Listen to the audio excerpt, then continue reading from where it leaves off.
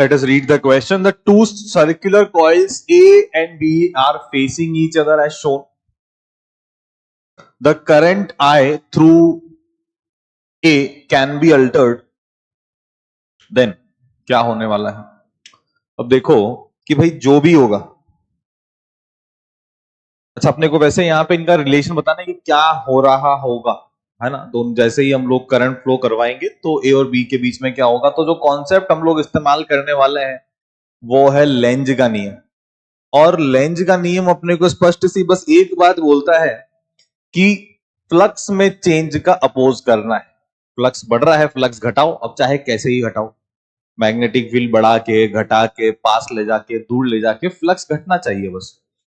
तो अब जैसे ही इस कॉइल में से करंट फ्लो होने लग जाती है तो मैं ये बोल सकता हूं कि भाई इससे जो भी मैग्नेटिक फील्ड लाइंस हैं वो पास होने लग जाएंगी। अभी अगर इसमें से अपन ऐसे करंट मान रहे हैं तो इस दिशा में आनी चाहिए मैग्नेटिक फील्ड लाइंस की दिशा,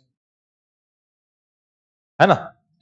तो अब इस बी वाले लूप का जो भी फ्लक्स हो गया वो तो बढ़ गया, पहले कुछ करंट नहीं थी, कुछ करंट आने लग गई, है ना। तो फ्लक्स बढ़ गया। अब क्या करें, कब किधर जाकर के फ्लक्स घटेगा, पास आकर के या दूर जाकर के।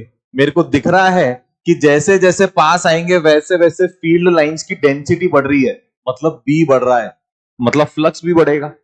अपने को तो कम करना है। दूर लेके जाएंगे तो दिख रहा है कि डेंसिटी कम हो रही है फील्ड लाइंस की, तो फील्ड भी कम हो जाएगा, ऑटोमेटिकली फ्लक्स भी क्या हो जाएगा, कम हो जाएगा। तो इसकी टेंडेंसी क्या होगी बी की, दूर जाने की, रिपल्शन की टेंडेंसी हो जाएगी। There will be repulsion between A and B if current is increased, right? और अगर वहीं हम लोगों ने करंट घटा दी होती तो फिर क्या हो जाता, फ्लक्स घटता, तो फिर इसको पास आना पड़ता फ्लक्स को बढ़ाने के लिए, राइट?